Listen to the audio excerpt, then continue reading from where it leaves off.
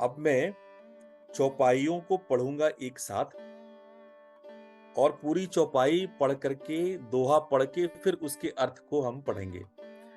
तो मैं चाहता हूं कि चौपाई सब साथ पढ़ें, और उसके बाद हम लोग उसके अर्थ को जब पूरी चौपाई हो जाए, दोहा हो जाए, तब वहां पर हम लोग सब एक साथ उसके अर्थ को पढ़ें। यानी पूरी चौपाई प्लस 23वां दोहा एक साथ हम लोग वो करेंगे, पाठ करेंगे। तो आप लोग सभी लोग तैयार हो जाइए।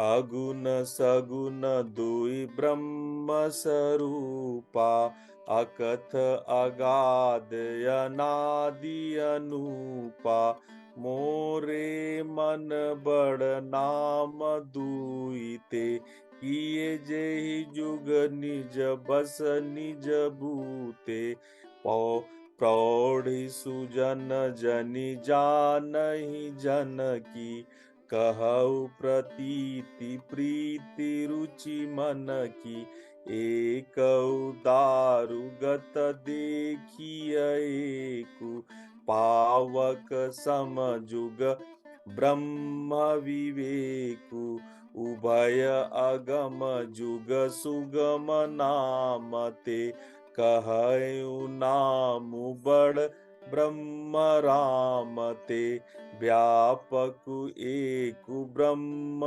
अविनाशी, सत्य चेतन घन आनंद राशि, अस प्रभु हृदय अछत अधिकारी, सकल जीव जग दीन दुखारी, नाम निरूपण नाम जतन ते, सो प्रगदत जिमि मोल रतन ते, निर्गुण ते एहि भांति बड़, नाम प्रभाव अपार, कहु नाम बड़ राम ते, निज विचार अनुसार, सियावर रामचंद्र शंकर हरि ओम। निर्गुण और सगुण ब्रह्म के दो स्वरूप हैं। ये दोनों ही अकथनीय, अथाह, अनादि और अनुपम है। मेरी सम्मति में नाम इन दोनों से बड़ा है, जिससे अपने बल से दोनों अपने वश में कर रखा है। अब ये देखिए, नाम इन दोनों से बड़ा है, सगुण और निर्गुण। सगुण क्या है और निर्गुण क्या है, जो लोग नहीं जानते हैं, मैं थोड़ा सा बता देता हूं। सगुण मतलब जब हम ब्रह्म के साकार रूप की पूजा करते हैं, और निर्गुण जब हम ब्रह्म के निराकार रूप की पूजा करते हैं। पूजा हम ब्रह्म की ही करते हैं, ईश्वर की ही करते हैं, लेकिन साकार रूप में पूजा करने के कारण वो सगुण कहलाता है, और निराकार रूप के कारण वो निर्गुण कहलाता है। आप में से बहुत लोग सोचते होंगे कि निराकार का मतलब जिसका आकार ना हो। ऐसा नहीं है। आकार ना हो, नी जब उपसर्ग लगता है तो वो इसलिए नहीं लगता है कि जैसे उचित, अनुचित, निरुचित नहीं होता है, वरना आकार अनाकार होता, अनाकार नहीं होता है। निराकार का मतलब होता है जहां से आकार की उत्पत्ति होती है, जहां से आकार, जो आकार का स्रोत है, उसको निराकार कहते हैं।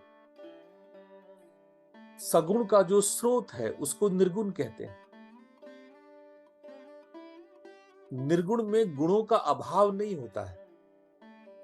लोग निर्गुण का मतलब जिसमें गुण का अभाव हो, गुण के अभाव की हम उपासना नहीं कर सकते, क्योंकि जो हमारा सत्व रज तम है वो गुणी है, हम गुणी हैं।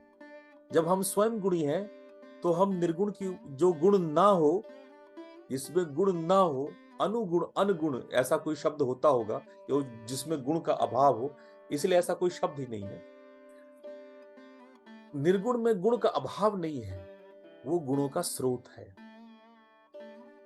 तो हम निर्गुण जब कहते हैं तो गुणों का स्रोत है, वहां से गुण का प्रादुर्भाव होता है। निराकार जहां आकार का प्रादुर्भाव होता है।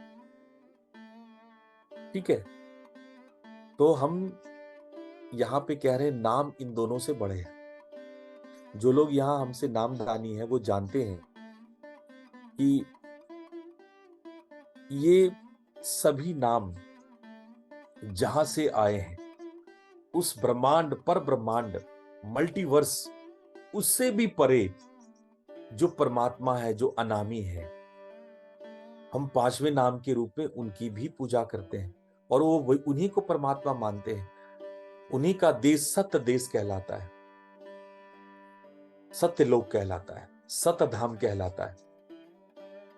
तो यहां पे नाम शब्द उसी के लिए, सत्य धाम के लिए, सत्य लोक के लिए। ठीक है, जो आकार और निराकार के भी परे है, जो आकार निराकार के परे है, जो सगुण और निर्गुण के परे है, इन सब से परे नाम शब्द है। इसीलिए यहां पे लिखा है कि ब्रह्म के दो स्वरूप होते हैं, सगुण और निर्गुण। आगे आवाज। निर्गुण भी ब्रह्म है और सगुण भी ब्रह्म है। आगे। और इनसे भी परे जो नाम है, उसके आगे वो लिखते हैं। कई बार लोगों ने इसका विरोध किया कि आप ऐसे ब्रह्म की बात कर रहे हैं जो ब्रह्म से भी परे हो। कई लोगों ने उनका विरोध किया इस बात के लिए कि आप नाम को राम से बड़ा मान रहे हैं, निगुण और सगुण से भी ऊपर किसी सत्ता को मानते हैं।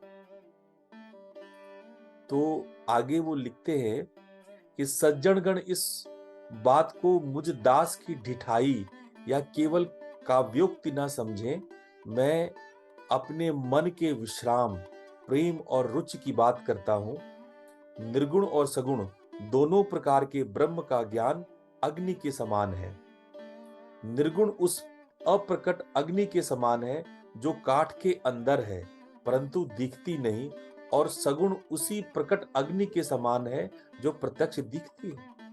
अब देखिए, ये वही बात हो गई ना जो मैं बता रहा था आपको। यानी लकड़ी, पहले क्या था, दो लकड़ी को रगड़ेंगे तो अग्नि होगी, यानी कि उस लकड़ी में अग्नि सूक्ष्म मात्रा में थी जो नहीं प्रकट थी, पर रगड़ करने से प्रकट हो गई। तो ये उपमा हमेशा से उपनिषदों में भी और दर्शनों में भी दिया जाता है कि जिस प्रकार से जो ज्वलनशील वस्तुएं होती हैं, जिसमें कि उसमें हम अग्नि को सूक्ष्म रूप में वर्तमान मानते हैं कि वो सूक्ष्म रूप में उसमें प्रेजेंट रहता है, उसको रगड़ की जरूरत है, प्रॉपर टेम्परेचर की जरूरत है, उस प्रॉपर टेम्परेचर में वो जल जाएगा। सो उसका इग्निशन टेम्परेचर ये है। तो हर चीज का एक इग्निशन टेम्परेचर है, एक खास टेम्परेचर पे वो जल सकता है, हर चीज का, दुनिया की हर एक पदार्थ का, हर एक वस्तु का। तो इसी बात को यहाँ पे बताया जा रहा है कि जब अग्नि प्रकट हो जाती है तब तो वो सगुण है, लेकिन जो छुपा हुआ अग्नि उस काठ के भीतर, उस लकड़ी के भीतर सूक्ष्म रूप से विद्यमान है, जो उसका पोटेंशियल एनर्जी है, वो उस खास टेम्परेचर पे अग्नि बन सकता है। लेकिन जब वो अग्नि नहीं बना है, लेकिन वो पोटेंसी वो उस बीज रूप में उस काठ में है, तो उसको कहते हैं निर्गुण। तत्वतः दोनों एक ही है, केवल प्रकट अप्रकट भेद से भिन्न मालूम होता है। इस प्रकार से निर्गुण और सगुण तत्वतः एक ही है। इतना होने पर भी दोनों को जानने में बड़े कठिन है, परंतु नाम से दोनों सुगम हो जाते हैं। इसीलिए मैंने नाम को निर्गुण ब्रह्म से और सगुण ब्रह्म राम से बड़ा कहा है। ब्रह्म व्यापक है, एक है, अविनाशी है, सत्ता, चैतन्य और आनंद की धनराशि। क्योंकि अगर वो किसी को बड़ा कह देते तो दार्शनिक विभेद हो जाता कि अरे ये किसी को बड़ा किसी यानी ये दो मानते हैं, तो कह रहे ये दो नहीं है, ये तीन भी नहीं है।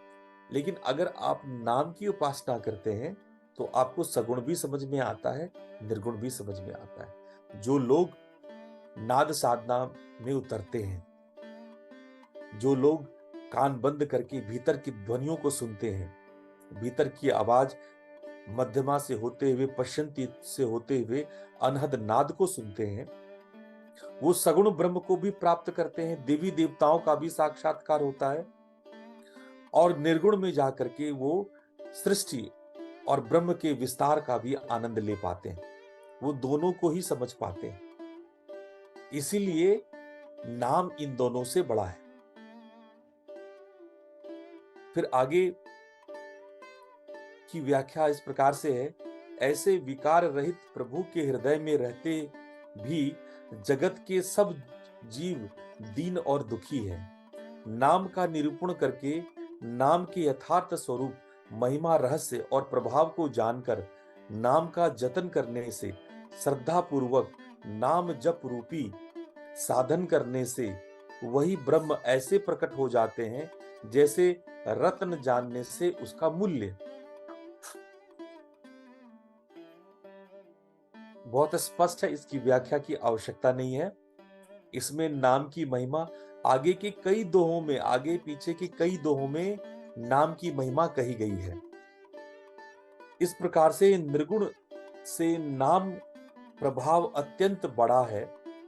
अब अपने विचार के अनुसार कहता हूं कि नाम सगुण राम से भी बड़ा है, यानी ये ब्रह्म से तो बड़ा है ही और सगुण राम से भी बड़ा है। सगुण राम कौन है?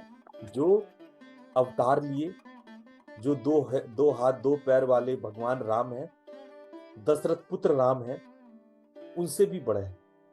मैंने पहले ही कहा था कि राम शब्द को आप समझो, एक राम दशरथ का बेटा, एक राम घट घट में लेटा, एक राम का चहु पसारा, एक राम इन्हीं से न्यारा। तो ये राम के बारे में आप अलग अलग मत समझो। ये राम सिर्फ यही नहीं है दशरथ का बेटा, मनुष्य का अवतार रूपी राम। राम के कई गहरे अर्थ हैं, 4 अर्थ पूरे दिए गए हैं। पहला नाम, दूसरा नाम, तीसरा नाम, चौथा नाम। जिस राम की कथा कही जाती है उसको हम लोग नादयोगी ईश्वर कहते हैं। जो ईश्वर को उत्पन्न करता है वो ब्रह्म है, जो दूसरा नाम है। जो तीसरा नाम है वो पर ब्रह्म है और जो चौथा नाम है वो महाकाल है। महाकाल जो शिव का मानस है। पर हम आएंगे धीरे धीरे, इन सभी की व्याख्या आपको इस ग्रंथ में मिलेगी। पूरे नाम के बारे में पूरी व्याख्या, पूरी साधना आपको मिलेगी कि जब आप नाद साधना करते हैं तो कैसे आप झंझरी दीप को पार करते हैं, बंक नाल को पार करते हैं, कैसे आप सहस्त्र दल कवल को पार करते हुए आप मानसरोवर को पार करते हैं। मानसरोवर को पार करने से पहले 10वां द्वार पार करना पड़ता है, कैसे आप हंसा बन जाते हैं। ये सारी बातें आपको इस मानस में आपको मिलेगी, क्योंकि गोस्वामी तुलसीदास नाद साधक ही थे।